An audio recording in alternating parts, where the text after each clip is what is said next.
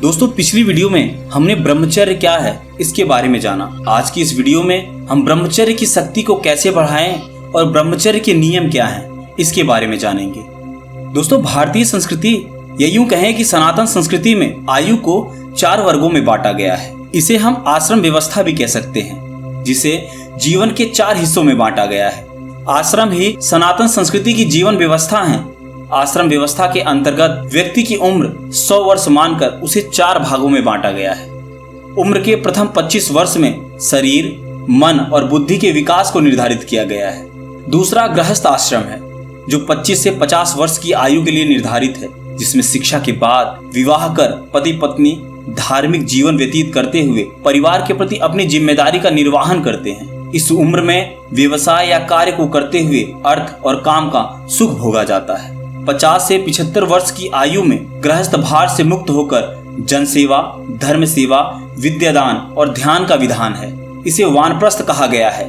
फिर धीरे धीरे इससे भी मुक्त होकर व्यक्ति संन्यास आश्रम में प्रवेश कर सन्यासियों के साथ ही रहता है। वर्तमान युग में आश्रम व्यवस्था खत्म हो चुकी है। आश्रमों के खत्म होने से संघ भी नहीं रहे। संघ के खत्म होने से राज्य भी मनमाने हो चले हैं। वर्तमान में तो आश्रम या संघ में क्या हो रहा है या तो हम जानते ही हैं, या सिर्फ धन कमाने का एक माध्यम बन चुका है और कुछ नहीं। तो दोस्तों प्रश्न यह आता है कि ब्रह्मचर्य की शक्ति को कैसे बढ़ाया जाए।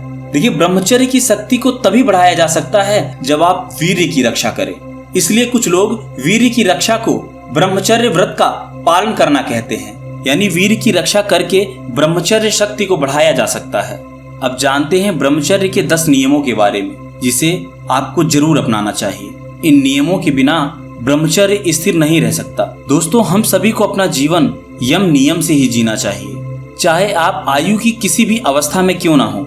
सनातन संस्कृति में हिंदू अपनी आयु को 4 वर्गों में बांट दिया करते हैं। पहला आश्रम ब्रह्मचर्य है, दूसरा आश्रम गृहस्थ है, और तीसरा आश्रम वानप्रस्थ है, और चौथा आश्रम संन्यास है। ब्रह्मचर्य आश्रम में ही व्यक्ति को बहुत अधिक परिश्रम करना पड़ता है, क्योंकि ब्रह्मचर्य के नियम बहुत कठिन हैं। आज की इस वीडियो में हम ब्रह्मचर्य के उन 10 नियमों की बात करेंगे जिसके बिना ब्रह्मचर्य स्थिर नहीं रह सकता।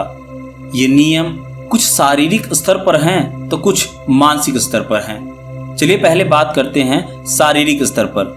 जितनी भी चीजें आपके आसपास अश्लील हैं उस पर आपको स्वयं को रोकना होगा। जैसे गंदे विचार, किसी स्त्री को गलत नजर से देखना, गलत वीडियो देखना, गलत बातचीत करना, गालियां देना या ऐसी कोई भी चीज जो गलत है, इन सब चीजों पर आपको रोकथाम लगानी होगी। बिना इसके ब्रह्मचर्य सफल नहीं हो सकता।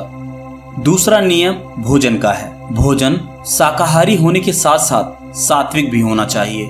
कुछ चीजें शाकाहारी होने के साथ साथ ऊष्म प्रकृति की होती हैं, जैसे बैगन, मसूर की दाल। इनके सेवन से खुद को रोकना चाहिए। या कभी व्यवस्था ऐसी है कि आपको खाना ही पड़ रहा है तो थोड़ी कम मात्रा में खाएं। दोस्तों यदि संभव है तो आप आयोडीन नमक की जगह सेंधा नमक का इस्तेमाल कर सकते हैं। तीसरा नियम है लंगोट या शिखा बंधन और यज्ञोपवीत। दोस्तों लंगोट पूजनीय वस्त्र है। लंगोट को हनुमान जी का भी प्रतीक कहा गया है। लंगोट बांधने से गंदे विचार, स्वप्न दोष जैसी बीमारियां नहीं रहती। शिखा हमारी चोटी को कहते हैं। शिखा रखने के न जाने कितने ही लाभ हैं। और यज्ञोपवीत हमारी स्वच्छता, संकल्प, सदाचार और भी बहुत सी चीजों के लिए बहुत उपयोगी है। चौथा नियम है इंद्रिय संयम। आपका संयम जितना आपकी इंद्रियों पर रहेगा, आपका संयम उतना ही खुद पर रहेगा। आप कोशिश कीजिए कि आपकी आंखें गलत ना देखें, आपके कान गलत ना सुने, आपके मुंह कोई गलत बात ना बोलें। अपने मन को बांध कर रखो। इसमें केवल आपका ही हित है, अन्यथा आपको पछताना पड़ सकता है। 5वां नियम, एक ब्रह्मचारी आस्तिक होता है। पूजा, ध्यान, तीर्थ, संकीर्तन ये सभी ऊर्जा रूपांतरण के साधन हैं। इन्हीं से आपकी काम ऊर्जा आपकी जीवन ऊर्जा में परिवर्तित होती है। तो ये सब चीजें आपको छोड़नी नहीं चाहिए। आपको प्रतिदिन योग, पूजा, ध्यान, तीर्थ और कीर्तन करते रहना चाहिए। 6वां नियम है ठंडे पानी से नहाकर वस्त्र धारण करना। हमेशा खादी, सूती वस्त्रों से ही जीवन शक्ति की रक्षा होती है, तो हमें केवल इसी तरह के वस्त्र धारण करने चाहिए, ना कि सिंथेटिक वस्त्र। सिंथेटिक वस्त्रों से जीवन शक्ति का नाश होता है। 7वां नियम है ब्रह्म मुहूर्त में स्वाध्याय। दोस्तों, जो ब्रह्म मुहूर्त में सोते रहते हैं उन्हें स्वप्न दोष की समस्या हो जाती है, इसलिए ब्रह्म मुहूर्त में उठकर हमें योग और पूजा करनी चाहिए। दोस्तों, ये सभी नियम शारीरिक स्तर पर थे। आइए बात करते हैं मानसिक स्तर पर कौन से नियम हैं। 8वां नियम ध्यान, प्राणायाम और आसन। ये सभी कार्य ऊर्जा को जीवन ऊर्जा में परिवर्तित करने के लिए होते हैं। ये सभी बहुत उपयोगी हैं। 9वां नियम दयालुता और करुणा। सभी जीवों के प्रति निश्चल, निष्कपट और दयालु भाव से व्यवहार करें, फिर चाहे वह कोई जानवर हो या मनुष्य। हमेशा सत्य का पालन करें। ध्यान रहे आपके पूजनीय माता, पिता, गुरु, पंडित इन सभी का अनादर ना हो पाए। 10वां नियम एकादशी, श्री राम नवमी, श्री जानकी नवमी, श्री जानकी अष्टमी, श्री राधा नवमी, वामन द्वादशी, नरसिंह चतुर्दशी, शिवरात्रि व नवरात्रि को व्रत रखें। इन विशेष पर्वों पर विशेष उपासना करें, क्योंकि इन सभी पर्वों पर ऊर्जा स्वाभाविक रूप से ऊर्ध्वगामी होती है, यानी वह ऊपर की ओर बढ़ती है। तो ये बहुत खास पर्व होते हैं और इन्हीं पर्वों पर हमें खास मदद मिलती है। तो दोस्तों, ये 10 नियम थे जो ब्रह्मचर्य में रहने के लिए बहुत मददगार हैं।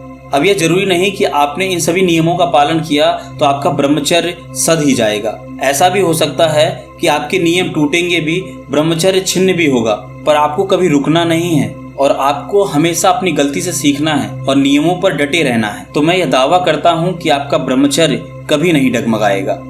किसी ऐसी विपरीत परिस्थिति में जब आपको लगे कि आपके साथ कुछ गलत हो रहा है, आप कर नहीं पा रहे हैं, यम नियम सध नहीं रहे हैं, आप अपना ध्यान नहीं लगा पा रहे हैं, तो ऐसी परिस्थिति में आपके साथ क्या समस्या हो रही है, आप किन किन अवस्थाओं से गुजर रहे हैं, या आप हमें नीचे कमेंट सेक्शन में लिख सकते हैं या आप हमें ईमेल कर सकते हैं। आपको जरूरी समाधान अवश्य मिलेगा।